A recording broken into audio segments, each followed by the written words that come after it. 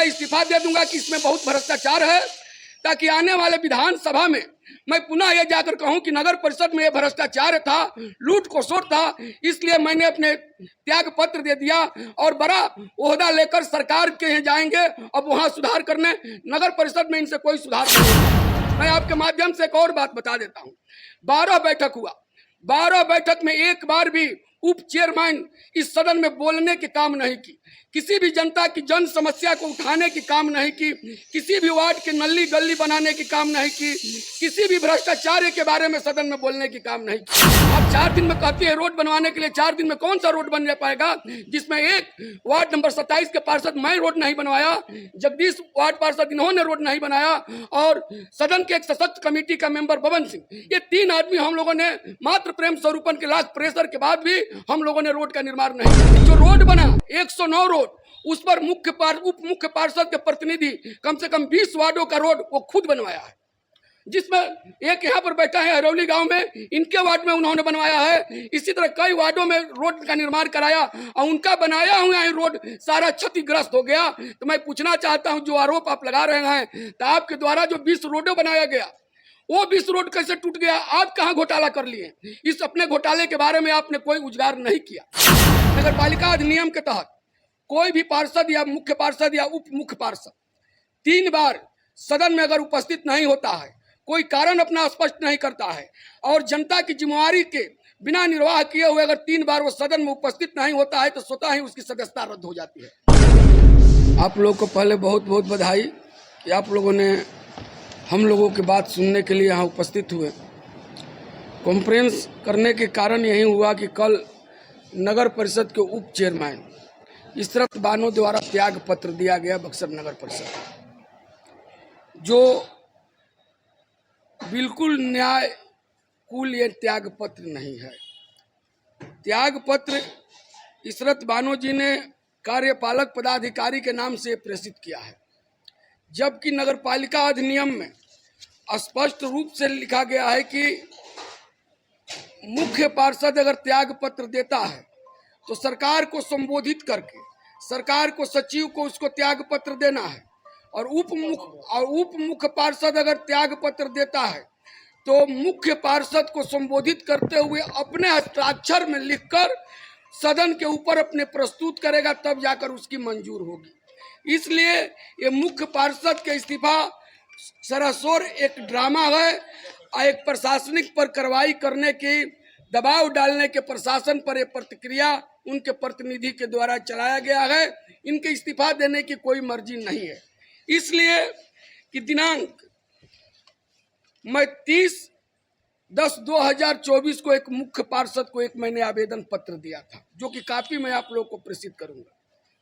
नगर पालिका अधिनियम के तहत कोई भी पार्षद या मुख्य पार्षद या उप मुख्य पार्षद 3 बार सदन में अगर उपस्थित नहीं होता है, कोई कारण अपना स्पष्ट नहीं करता है, और जनता की जिम्मेवारी के बिना निर्वाह किए हुए अगर 3 बार वो सदन में उपस्थित नहीं होता है, तो स्वतः ही उसकी सदस्यता रद्द हो जाती है। और इशरत बानो जी के देखिए 3 बार सदन की बैठक हुआ, जिसमें लगातार इशरत बानो जी अनुपस्थित है। एक बार दिखाए, दूसरा दिखा रहे हैं, ये तीसरा बैठक की कॉपी आपको मैं दिखा रहा हूँ। तीनों में इशरत बानो जी उपस्थित नहीं हुई, इसलिए इनका सदस्यता इसी तरह स्वतः रद्द हो गया है।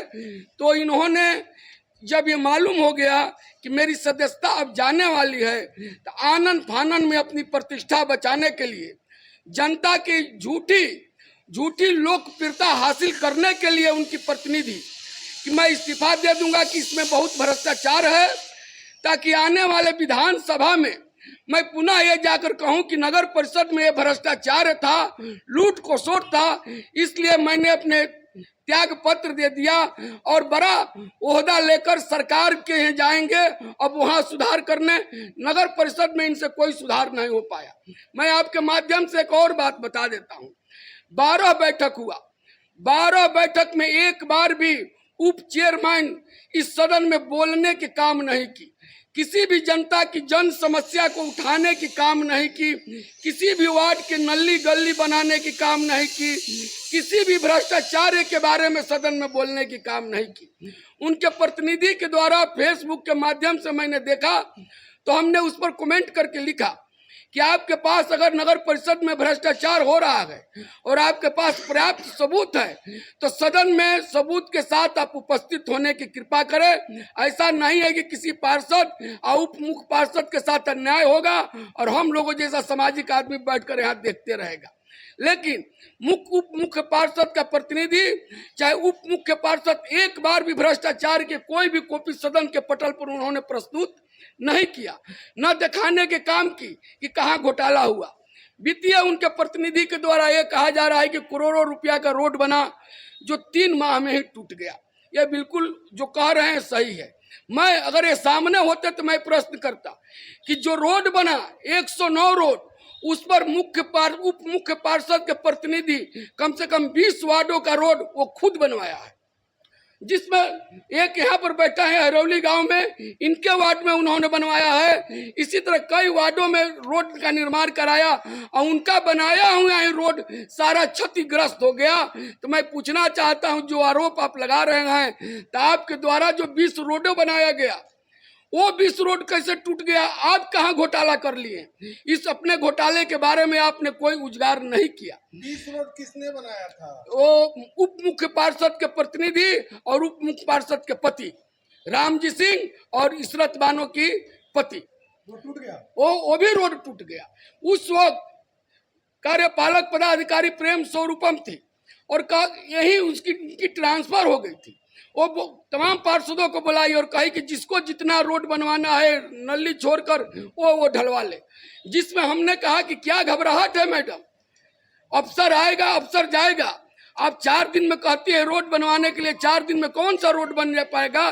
जिसमें एक वार्ड नंबर 27 के पार्षद मैं रोड नहीं बनवाया, जगदीश वार्ड पार्षद इन्होंने रोड नहीं बनाया और सदन के एक सशक्त कमेटी का मेंबर बबन सिंह, ये 3 आदमी हम लोगों ने मात्र प्रेम स्वरूपन के लाख प्रेशर के बाद भी हम लोगों ने रोड का निर्माण नहीं किया। मैं जानता था हम लोग कि ये सरासर ये घोटाला के मामला आगे चलकर होगा, इसलिए हम लोगों ने रोड में काम नहीं लगाया। उप मुख्य